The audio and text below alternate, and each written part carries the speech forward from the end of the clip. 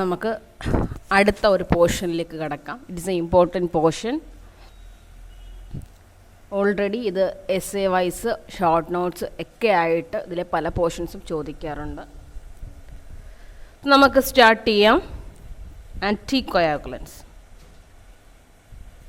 ആൻറ്റികോയാഗുലൻസ് എന്ന് പറയുന്നത് കെമിക്കൽ സബ്സ്റ്റൻസുകളാണ്, രാസപദാർത്ഥങ്ങൾ കൊണ്ടുണ്ടാക്കിയ നിർമ്മിതമായ എന്നൊക്കെ പറയാം. ഇതെന്തിനാണ് ഉപയോഗിക്കുന്നത്?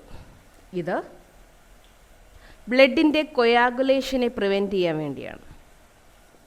അപ്പം മലയാളത്തിൽ പറഞ്ഞാൽ നമുക്ക് പറയാം, രക്തം കട്ട പിടിക്കാതിരിക്കാൻ വേണ്ടി സഹായിക്കുന്ന എന്തോ ഒന്ന്, അതിനെ നമുക്ക് ആൻറ്റികോയാഗുലൻ്റ് എന്ന് വിളിക്കാം.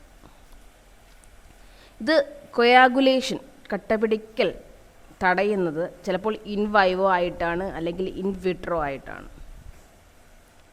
ഇൻ വൈവോ എന്ന് പറഞ്ഞാൽ this within the body of living organism. ഒരു ലിവിങ് ഓർഗാനിസത്തിൻ്റെ ബോഡിയിൽ വെച്ച്. ചിലതുണ്ടാക്കിയിരിക്കുന്നത് ഇൻ വിട്രോ ആയിട്ടാണ്, ഔട്ട്സൈഡ് ഓഫ് ദ ബോഡി. ഒരു ബോഡിയുടെ പുറമേ നിന്ന് എന്തെങ്കിലും ഉപയോഗിച്ച്. അപ്പം നമ്മൾ ആൻറ്റികോയാഗുലൻസിൻ്റെ കെമിക്കൽ സബ്സ്റ്റൻസ് ആണ്. ഇത് കൊയാഗുലേഷനെ പ്രിവെൻറ്റ് ചെയ്യുന്നു, ഒന്നുകിൽ ഇൻ വൈവോ അല്ലെങ്കിൽ ഇൻ വിട്രോ, ഒന്നുകിൽ നമ്മുടെ ബോഡിയിൽ വെച്ചോ അല്ലെങ്കിൽ അതിന് പുറമേ വെച്ചോ.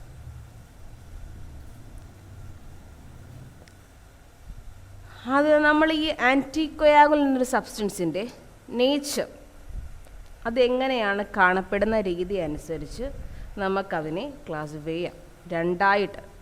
First one is natural, second one is artificial. Natural, what is mean by natural? നമ്മുടെ ബോഡിയിൽ തന്നെ ഉണ്ടാവും ഒരു നാച്ചുറൽ ഒറിജിൻ ഉള്ളത്. അങ്ങനെയുള്ളവയെ നാച്ചുറൽ ആൻറ്റികോയാഗുലൻസ് എന്ന് വിളിക്കുന്നു. അതിന് എക്സാമ്പിളാണ് ഹെപ്പാരിൻ ആൻഡ് ഹിരുഡിൻ. നമ്മളിപ്പോൾ രണ്ടെണ്ണം ഇതിൽ പറയുന്നുള്ളൂ, ഹെപ്പാരിൻ ആൻഡ് ഹിരുഡിൻ. ഹെപ്പാരിൻ നമ്മുടെ ലിവർ സെല്ലിൽ തന്നെ ഉൽപ്പാദിപ്പിക്കുന്ന, മനുഷ്യ ശരീരത്തിൽ ലിവർ സെല്ലിൽ തന്നെ ഉൽപ്പാദിപ്പിക്കുന്ന ഒരു ആൻറ്റികോയാഗുലൻ്റ് ആണ്. The next one is hirudin. Hirudin എന്ന് പറയുന്നത് ലീച്ചില്ലേ, ലീച്ച്, അട്ട ലീച്ചിൻ്റെ സലൈവറി ഗ്ലാൻഡിൽ ഉൽപ്പാദിപ്പിക്കും. ഇനി നമ്മൾ കാണുന്ന ഫോം, എന്ത് ഫോമിലാണത് കാണുന്നത്? ലിക്വിഡായിട്ടാണോ പൗഡറായിട്ടാണോ, അങ്ങനെയുള്ള അതിൻ്റെ ബേസിൽ നമ്മൾ വീണ്ടും ആൻറ്റികോയാഗുലൻസിനെ ഡിവൈഡ് ചെയ്യുകയാണ്. ഡിവൈഡ് ചെയ്യുന്നത് എങ്ങനെയാണെന്ന് വെച്ച് കഴിഞ്ഞാൽ ഡ്രൈ അല്ലെങ്കിൽ വെറ്റ്. ഡ്രൈ എന്ന് വെച്ചാൽ എന്തെന്ന് അറിയാമല്ലോ, പൗഡർ ഫോമിലൊക്കെ കാണുന്നത്. വെറ്റ് നനവുള്ളത്, ലിക്വിഡ് ഫോമിൽ കാണപ്പെടുന്നത്. അപ്പം ഡ്രൈ ആയിട്ടുള്ള ആൻറ്റികോയാഗുലൻസ് ആണ് ഈ DTA, ഓക്സലേറ്റ്, ഫ്ലോറൈഡ് തുടങ്ങിയവയെല്ലാം. ഇതെല്ലാം കാണപ്പെടുന്നത് പൗഡർ ഫോമിലാണ്, തരിതരിയായിട്ട്. ദെൻ വെറ്റ് ആൻറ്റികോയാഗുലൻ്റ് എന്ന് പറയുന്നത് ലിക്വിഡ് ഫോമിൽ കാണപ്പെടുന്ന ആൻറ്റികോയാഗുലൻറ്റിനെ വെറ്റ് ആൻറ്റികോയാഗുലൻ്റ് എന്ന് നമുക്ക് പറയാം.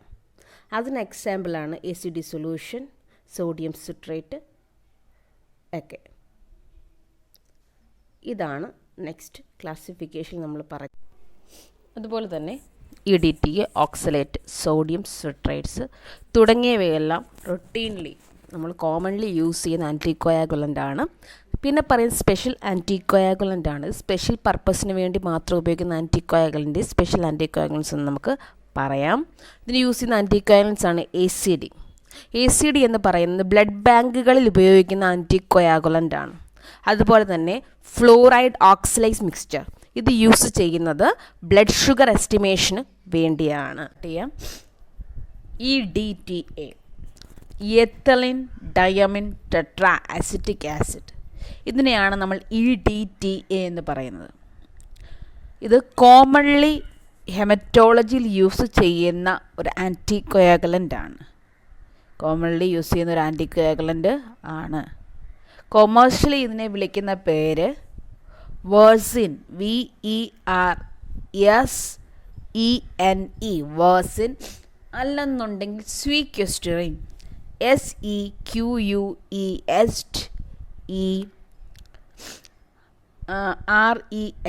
സ്വീക്വസ്റ്ററിൻ. പ്രധാനമായും എന്തിനാണ് ഉപയോഗിക്കുന്നതെന്ന് ചോദിച്ചു കഴിഞ്ഞാൽ ഇത് കൊയാഗുലേഷനെ പ്രിവെൻറ്റ് ചെയ്യുന്നു. നമ്മൾ നേരത്തെ പറഞ്ഞതുപോലെ തന്നെ കാൽസ്യത്തെ ബൈൻഡ് ചെയ്തുകൊണ്ട് നോൺ അയണൈസ് സോല്യുബിൾ കോംപ്ലക്സ് ആയിട്ട് ഫോം ചെയ്യുന്നു.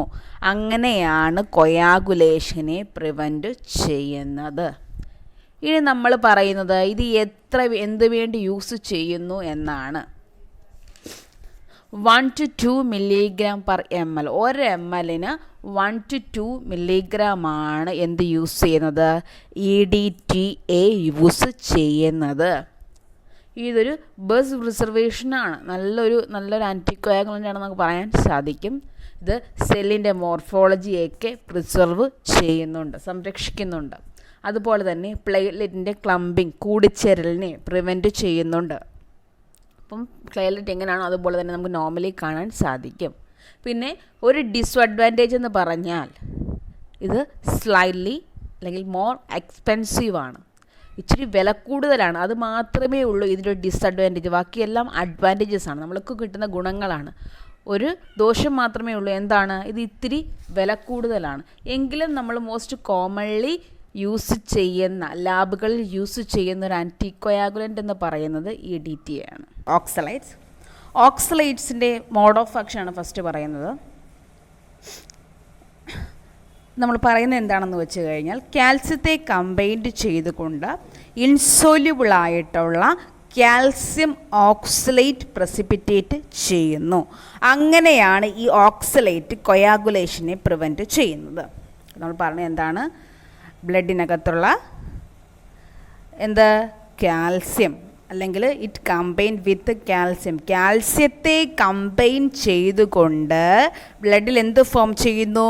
ഇൻസോല്യുബിൾ കാൽസ്യം ഓക്സലേറ്റ് ഫോം ചെയ്യുന്നു. ഈ പ്രസിപ്പിറ്റേറ്റ് കൊയാഗുലേഷനെ പ്രിവെൻറ്റ് ചെയ്യുന്നു. ഈ ഓക്സലേറ്റ് തന്നെ വരുന്ന നെക്സ്റ്റ് ഒരു ഓക്സലേറ്റ്സ് ആണ് പൊട്ടാസ്യം ഓക്സലേറ്റ്. ഇത് പ്രധാനമായി യൂസ് ചെയ്യുന്ന കോൺസെൻട്രേഷൻ 2 mg/ml. 1 ml ബ്ലഡിന് 2 mg എന്ന അളവിലാണ് നമ്മൾ യൂസ് ചെയ്യുന്നത്. ഈ പൊട്ടാസ്യം ഓക്സലേറ്റ് PCV, ESR തുടങ്ങിയവയ്ക്ക് യൂസ് ചെയ്യുന്നില്ല. അതുപോലെ തന്നെ സെല്ലിൻ്റെ മോർഫോളജി പഠിക്കാൻ, സ്റ്റഡി ചെയ്യാൻ വേണ്ടി ഇത് യൂസ് ചെയ്യുന്നില്ല. കാര്യം എന്താണെന്ന് ചോദിച്ചാൽ ഇതിനൊരു ചുരുങ്ങുന്ന ഒരു ശ്രിങ്കേജ് ആയിട്ടുള്ള അല്ലെങ്കിൽ ചുരുങ്ങിപ്പോകുന്ന ഒരവസ്ഥ ഇതിന് ഉണ്ടാകുന്നുണ്ട്. അതുകൊണ്ടാണ് നമ്മൾ ഇതിന് വേണ്ടി ഒന്നും യൂസ് ചെയ്യാത്തത്. എന്നുവെച്ചാൽ ബ്ലഡിനകത്തുള്ള RBCയെ ശ്രിങ്ക് ചെയ്യിക്കാൻ, ചുരുങ്ങിക്കാൻ അല്ലെങ്കിൽ ചുരുക്കാനുള്ളൊരു കഴിവ് എന്തിനുണ്ട്? പൊട്ടാസ്യം ഓക്സലേറ്റ് എന്നൊരു ആൻറ്റികോയാഗുലൻ്റിനുണ്ട്. അതുകൊണ്ട് നമ്മൾ എന്ത് യൂസ് ചെയ്യുന്നില്ല? പൊട്ടാസ്യം ഓക്സലേറ്റ് ഇത് നമ്മൾ ഈ പറയുന്ന ESR, PCV അതുപോലെ തന്നെ സെൽ മോർഫോളജിക്കൽ സ്റ്റഡീസ് തുടങ്ങിയവയ്ക്ക് വേണ്ടി യൂസ് ചെയ്യുന്നില്ല. നമ്മളിത് എന്തിനാണ് യൂസ് ചെയ്യുന്നതെന്നാണ് ഇനി പറയുന്നത്. നമ്മൾ കെമിക്കൽ അനാലിസിസിന് വേണ്ടിയാണ് പൊട്ടാസ്യം ഓക്സലേറ്റ് യൂസ് ചെയ്യുന്നത്. The next one is ammonium oxalate. Ammonium oxalate എന്ന് പറഞ്ഞു കഴിഞ്ഞാൽ ഇതും മറ്റേത് പറഞ്ഞതുപോലെ തന്നെ studying of cell morphology, test like ESR, PCV തുടങ്ങിയവയ്ക്ക് വേണ്ടി യൂസ് ചെയ്യുന്നില്ല. കാര്യം ഈ അമോണിയം ഓക്സലേറ്റ് സ്വെല്ലിങ്, ഈ ഒരു RBCയെ വീർപ്പിച്ച് കാണിക്കാൻ, സ്വെൽ ചെയ്ത് കാണിക്കാനുള്ളൊരു കപ്പാസിറ്റി എന്തിനുണ്ട്? അമോണിയം ഓക്സലേറ്റിനുണ്ട്. അതുപോലെ തന്നെ ഇനി നമുക്ക് ഡബിൾ ഓക്സലേറ്റ്സ് പറയാം. ഡബിൾ ഓക്സലേറ്റ്സ് എന്ന് പറയുന്ന അമോണിയം ഓക്സലേറ്റിൻ്റെ പൊട്ടാസ്യം ഓക്സലേറ്റ് മിക്സ്ചറാണ്. The ratio 3:2. അപ്പോൾ ഇതിനകത്ത് എന്തൊക്കെ എഫക്ട്സ് കാണും? ഓൾറെഡി ഇതിനകത്ത് അമോണിയം ഓക്സലേറ്റിൻ്റെ സ്വെല്ലിംഗ് ഇഫക്റ്റും അതുപോലെ തന്നെ പൊട്ടാസ്യം ഓക്സലേറ്റിൻ്റെ ഷ്രിങ്കിങ് ഇഫക്റ്റും ഉണ്ട്. അപ്പം 2 ഇഫക്ട്സുകൾ, സ്വെല്ലിംഗ് ഇഫക്റ്റും ഷ്രിങ്കിങ് ഇഫക്റ്റും. ഇത് രണ്ടും കൂടെ ആഡ് ചെയ്യുന്ന സമയത്ത് ഇത് ബാലൻസ് ചെയ്ത് പോവുകയാണ് ചെയ്യുന്നത്. അതുകൊണ്ടാണ് നമ്മളിതിനെ ബാലൻസ് ഓക്സലേറ്റ് അല്ലെന്നുണ്ടെങ്കിൽ വിൻഡ്രോക്സ് മിക്സ്ചർ എന്ന പേരിലും അറിയപ്പെടുന്നു. അപ്പോൾ നമ്മൾ പറഞ്ഞത് ഡബിൾ ഓക്സലേറ്റ്സ് എന്ന് പറയുന്ന അമോണിയം ഓക്സലേറ്റിൻ്റെ പൊട്ടാസ്യം ഓക്സലേറ്റിൻ്റെ മിക്സ്ചറാണ്. The ratio 3:2. 3 പോർഷൻ അമോണിയം ഓക്സലേറ്റും 2 പോർഷൻസ് പൊട്ടാസ്യം ഓക്സലേറ്റും ആണ്. അപ്പം നമ്മൾ ഈ പറയുന്ന രണ്ടും കൂടെ ആഡ് ചെയ്യുന്ന സമയത്ത് സ്വെല്ലിംഗ് ഇഫക്റ്റും ഷ്രിങ്കിങ് ഇഫക്റ്റും കൂടെ ബാലൻസ്ഡ് ഇഫക്റ്റ് ആയിട്ട് മാറും. അപ്പോഴത്തേക്ക് നമുക്കിത് എല്ലാ ടെസ്റ്റുകൾക്കും വേണ്ടി നമുക്കിത് യൂസ് ചെയ്യാം. അതുകൊണ്ട് ഇതിനെ ബാലൻസ് ഓക്സലേറ്റ് എന്നും അതുപോലെ തന്നെ അല്ലെങ്കിൽ വിൻഡ്രോക്സ് മിക്സർ എന്ന പേരിൽ നമുക്കിതിനെ വിളിക്കാം. ഇതിൻ്റെ കോൺസെൻട്രേഷൻ എന്ന് പറയുന്നത് 2 mg/ml ഓഫ് ബ്ലഡ് ആണ്. ഇത് HB, PCV, ESR, morphological studies എല്ലാത്തിനും വേണ്ടി യൂസ് ചെയ്യുന്ന ഒരു ആൻറ്റിക്കോയാഗുലൻ്റ് ആണ് ഡബിൾ ഓക്സലേറ്റ്സ് എന്ന് പറയുന്നത്. നമുക്കൊന്നും കൂടെ പറയാം.